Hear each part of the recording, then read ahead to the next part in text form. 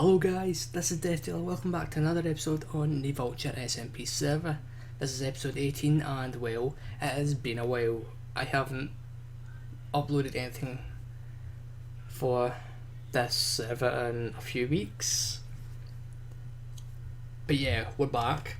And well, as I said in the last episode I believe, we have dropped off some sling blocks for Kelly and Whippet since at the beginning of the server. Well, in between episodes 1 and 6, I borrowed some slime balls and never gave them back. This was to start me off with my redstone project. So since we got the slime farm operational, I thought we should pay them back. So I took some slime balls from you a while ago. Here is a full stack of slime blocks as repayment. Yeah. But anyway, today what I've got planned is I want to finally get started on a villager breeder. Now, my reasons for this is I want mending books because, well, as you can see, I have a fishing rod in my inventory and I've repaired my bow. Well, I haven't repaired the bow. This is the bow from last episode. This is the new one. It's got mending on it because I've been doing some fishing and this is my fishing rod. So yeah, we'll check out that stuff when we get back to base. But yeah, today what we're going to be working on is a villager breeder. Now, I already have the design. I can't remember who it's by. It's a relatively new one, I think, and well, this design doesn't break like the farm breeder thing. Yeah, well, I think so anyway. But yeah, in between this episode and last episode we hit 250 subscribers, which is a massive achievement. We're now sitting at 282. We're gaining about 60 per month. Oh, damn it. It's okay. Yeah, so we're getting about 60 per month, which is all good, and we're getting quite a bit of views too. This is all coming from the Let's Build a Modern City series, which has been a very, very successful thing for the channel. Now, enough about that, back on here.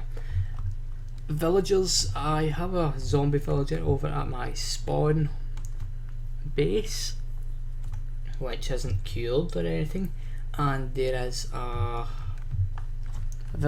village down that tunnel there, which we'll go and check out the villagers.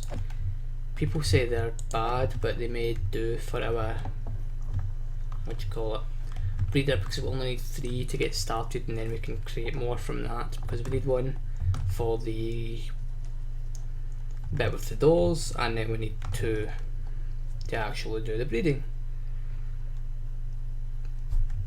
So yeah, that should be it. So I'm going to head on over there, check out the villagers, and I need to go and check out some things at spawn because I haven't been on in a little while, so I need to get caught up.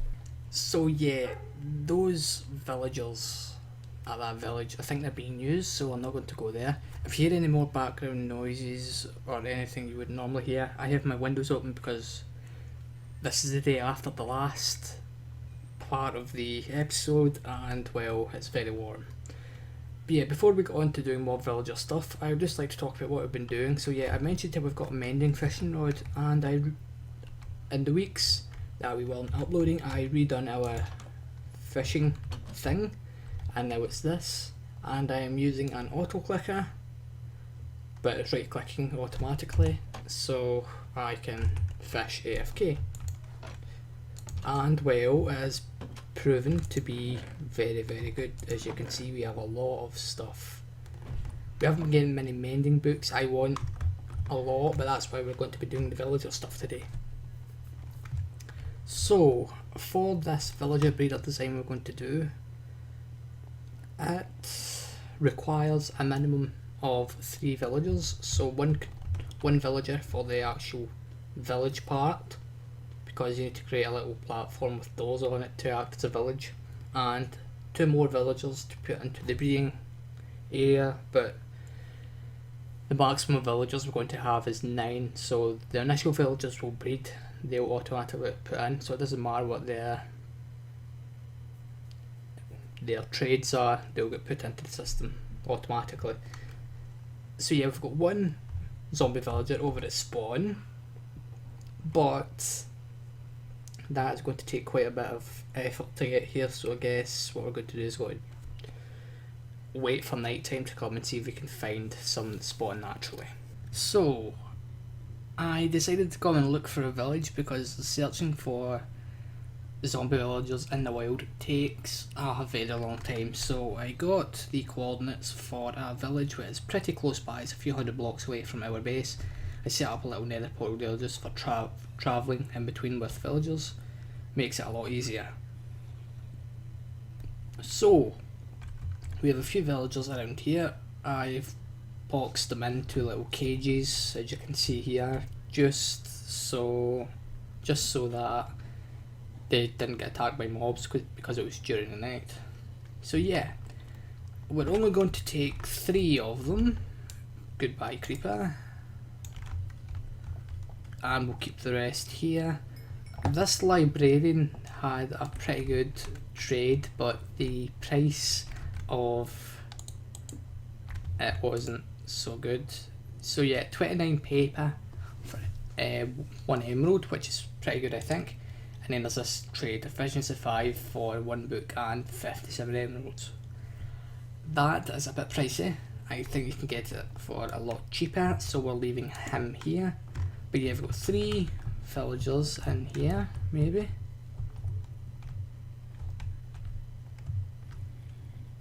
Oh no! How did that get infected? No! Damn it. Oh, I didn't light that up. Okay, right. Damn it. Oh, you too! No! Dang it. Well, I suppose we can take these ones over to base and where we can cure them. But yeah, this is going to take me a little while. Okay guys, so instead of bringing the villagers over, not having anywhere to put them, what we're going to do is we're going to build the breeder first. So yeah, we're just going to build it on camera here, so we're going to try and keep it. We'll keep it the same level as this, and we'll go for the centre of this. It really doesn't matter where we place it right now, as we can move it in future if we need to. Okay, right. So, yes, I'm looking at it on another screen, a photo of it. So basically, to start this off, it's very strange because it uses villager hitboxes. Yes, it's very odd, but yeah, it seems to work. And well, very specific villager, well, very specific hitboxes, and I'm not sure if this is going to be the right one, but let's just hope it is. And move that back so that it doesn't create anything weird, and miss a block, and then up like so, and fence posts.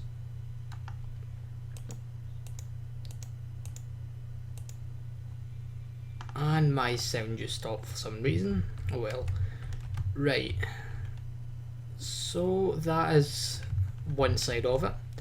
Now we need to try and create another side, so it's just a case of coming round, and that would be, what would that be? Actually, 2 blocks in the middle. Yeah. I think. Would it? I don't know. Yeah, as you can see, I am very unprepared for this. I haven't prepared whatsoever. Right. No, it can't be there, can it? Hold on one moment. Okay, right. Yes, it goes in the middle there. Thought so, I just wasn't sure. Bring that over, and then birch fences again. You can use any fences here, but it has to be cobblestone walls or mossy cobblestone walls. And then of course we're going to need to do the walls down there. Yeah, faster method to get down that was. And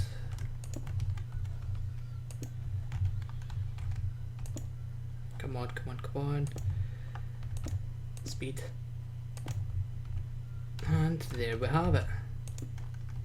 That is it basically. Now the way villager hitboxes work, they'll stand on something, but just hold on and I'll check if this is actually the right way.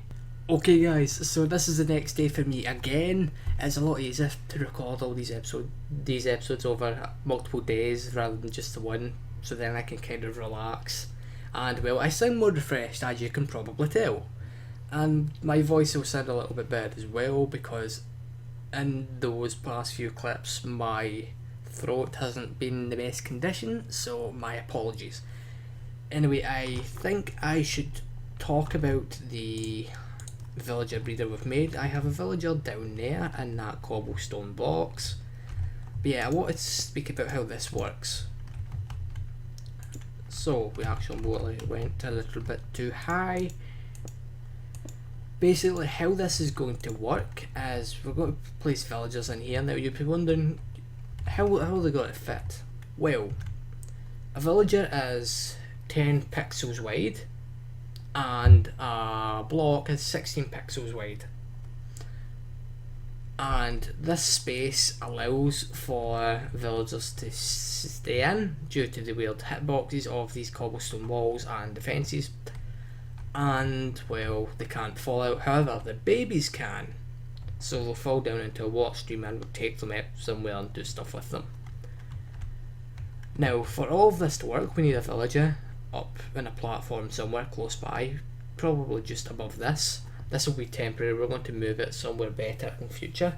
And well, this platform is going to have a bunch of doors, so it'll act like a village. And then your villagers you have in here, we're going to have one villager up there in the little platform and two in here to start off. Those villagers need to have, I believe, a full inventory. Well, they need to be fed with food, so you need to fill their inventory with food prior to putting them in here, which I think we're going to be using carrots because we can make them very easily. Well, saying that, we could also do potatoes, but yeah. So they'll stand in here, they'll breed, and we'll fill this up. This little design here can hold a maximum of 8 villagers. But yeah, there's a video explaining this, and well, I'll leave a link to it down in the description with a way to automatically feed the villagers using water streams. However, we're not going to do that because we want to be able to turn this off easily, so that's just a simple case of not feeding them. Anyway guys, I'm going to start moving these villagers in. Now, I just like to have a little quick disclaimer here. They're very hard to work with sometimes, but the best way to do it is boats and minecarts, even though it's a little bit harder to do with minecarts because they bounce around a lot now. But yeah, let's get started. Well guys, we got the first one in. That only took about 5 minutes to do. We got it up here using some minecarts from down below. Open a track in the minecart, you know the drill. Also, a real bug in the game, when you break this with a fist, this is what it's now called. That's been in the game for a little while. Doesn't really matter though. Anyway, this guy was actually pretty hard to get in here. I don't know why, but when I got him up here and I broke the minecart, I was trying to push him around, and well, it just took a little bit of time to actually get him into his cell. Yeah, that was the only thing that I found difficult. But yeah, let's go and get the other 2 villagers, one for the village and one for the breeder, and that should be us done. Okay, so we got the librarian in finally. This took me a bit longer because when I was travelling through the nether with this villager, a gas shot out my nether portal and I didn't have a flint steel on me, so I had to go to Panda's base, which is over there a few hundred blocks through his portal, and then walk all the way back here. And yeah, it just took a while. Anyway, we only need one more villager, and that's for the little village we're going to build up here, just a few blocks above this. And we're going to use the villager we have stored at spawn. Well, the zombie villager, we're going to cure him first, and then transport him over to our base.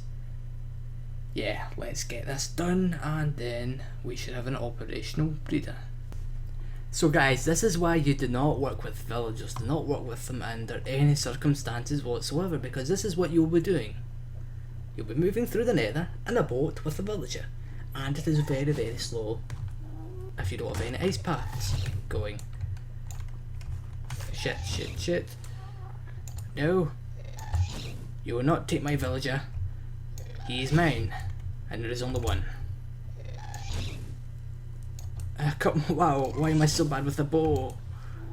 I used to be so good. Return to sender. Okay, dare not do that.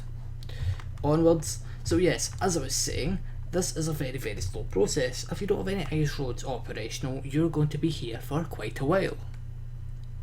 Anyways, onwards with the episode. Well, we finally got it finished.